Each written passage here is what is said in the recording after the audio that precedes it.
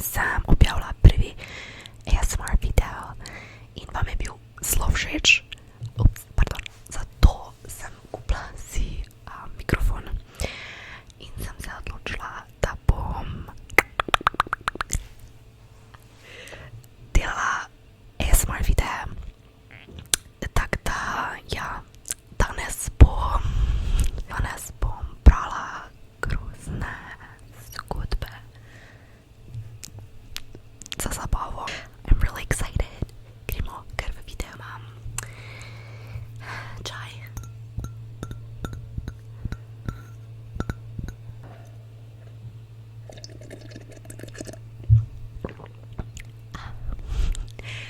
In ga pijem, mislim, da je nekaj vrste detox / Christmas tea.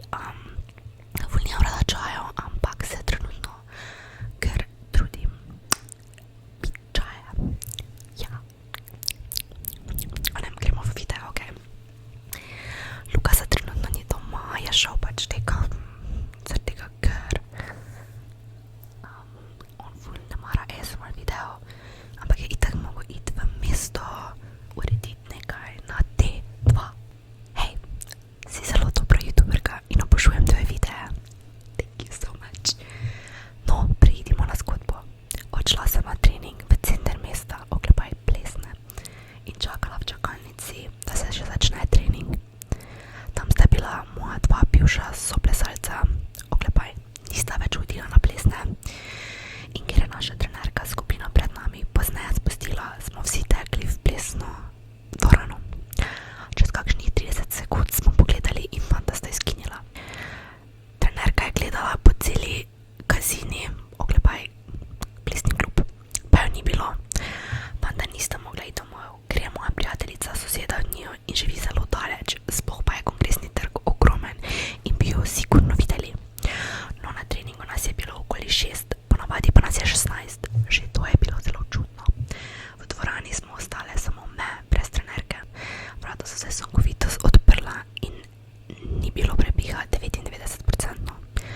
Tako da je neka sila odprla vrata. Tako se je zgodilo tudi z okni in vse se je ponavljalo, odpiranje, zapiranje. V svet se je obrnil. In potem je ena soplesalka pred ogledalom priklicovala razne duhove.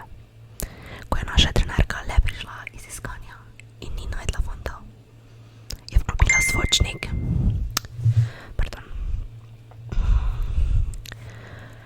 Je vklopila zvočnik. Po tem dnevu sem imela čudne sanje. Well, zelo zanimivo, pač ne vem, o čem se prav gre, mislim, sila, grozna zgodba, ker jaz sem imela podobne zgodbe v gimnastični dvorani, ko sem bila sama, ker gimnastična dvorana je ogromna in smo z eno prijateljico pa večkrat sami in je bilo ful creepy. Zelo nimam rada, ko delam na rojstnem dnevu, pa moram biti zadnja, pa pač včasih zakleniti, ali pa je tema, oh my god, I hate it so much. Tako da ja. Ok, gremo drugo. Pred enim letom smo imeli v šoli zimsko šolo v naravi.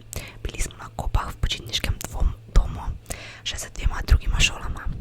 Ker je naša šola prišla zadnja, smo se vselili na zadnjo stran hiše. Tam smo morale biti vse punce iz naše šole na podstrešju v 4 sobah z eno kopalnico. V naši sobi nas je bilo 14 in jaz sem spala pod oknom. Imele smo dva vhoda. Eden je bil skozi drugo dekliško sobo na podstrešju, drugi pa skozi fantovsko sobo, a tega smo še na začetku zaklenile. Prvi in drugi dan je bilo vse v redu, kasneje pa so se počasi začele dogajati čudne stvari. Ko smo prišli nazaj iz smučanja, je bila le naša soba razmetana, vse ostale so bile v redu. Povedali smo učiteljem, ampak oni nam niso najprej verjeli. Ko smo to povedali fantom iz našega razreda, so se razjezili in se odločili, da bodo izmenično stražili podstrešje med obroki. Ampak, ko smo bili na smučanju, to ni bilo možno. Ko smo še 4. dan vrnili smučanje, je bila naša soba spet razmetana in poleg naše še sosednja dekliška soba. Wow, nekatere so se zelo ustrašile in o tem niso želele govoriti. Zato smo se tiste, ki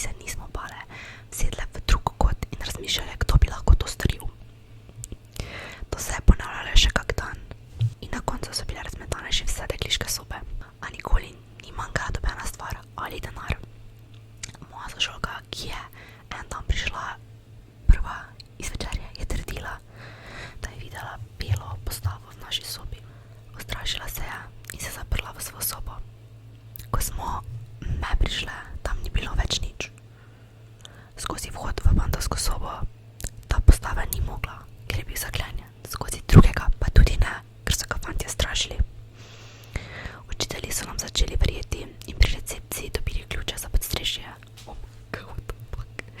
Nikoli nismo ugotovili, kdo je to naredil, ampak vemo, da ni bil to peden iz drugih šol, ker smo imeli smučanje istočasno. Pod podstrešjem sta imela sobo 2 receptorja, ampak mislim, da bi zaposleni morali imeti spoštovanje do zasebne lastnine. Čistilk pa nismo videli in sklepamo, da jih sploh ni. Upam, da mi verjameš in da boš sobo objavila video, zgodbo. Ok, čistilk mogoče niste videli, ampak definitivno jih imajo, ker morajo, nekdo mora čistiti. Glede delavcev,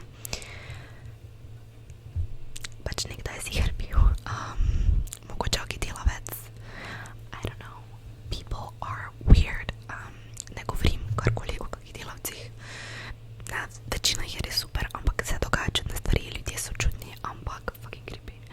Zanimivo, da nima nicev, da ne vem, kaj so iskali. Upam, da ne kaj tak ukapnega kot spodnje perilo. Naslednja zgodba. Hej, to se je dogajalo, ko so še bile poletne počitnice. Na steni sem skozi videvala obsedene obraze. Enkrat, ko sem se šla tuširat, sem videla iza sebe neko žensko, ki je imela sivo haljo in črne skodrane lase. Druga zgodba. Ko sem bila stara 3 leta, smo pekli kostanj na vrtu. Bila sem zelo radovedna, kaj je tam gor. Ko sem šla pogledat na hrib, sem videla žensko s palico in na sebi je imela rjavo deko. Od takrat naprej se bojim iti na ta hrib. Prejšnjo leto smo sestro odšle točno na ta hrib in iz gozda se je slišalo, kot da nekdo hodi po gozdu. Spraševali smo se, če nas to sliši. Ni bilo odgovora. Potem nas je ati poklical jest in sem pozabila jakno. Ko sem prišla nazaj, te jakne ni bilo tam. Izvedeli smo, da tam, ko ta gozd stoji, je bilo včasih staro pokopališče. Potem sem odšla v ta gozd. Po gozdu so bile same lutke. Tretja zgodba. Ko smo odšli s prijateljico na sprehod, smo videli mojo sosedo na vrtu, ampak ta soseda je že umrla. Potem mi je babica povedala, da je ona mrtva 7 let. Zanimiva zgodba. Tista z gozdom, zelo creepy glede lutk. Jaz tako ful verjamem take stvari, sorry.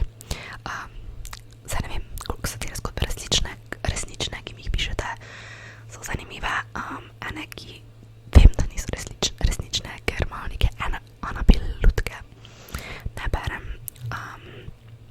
Ta je kar zanimiva, no.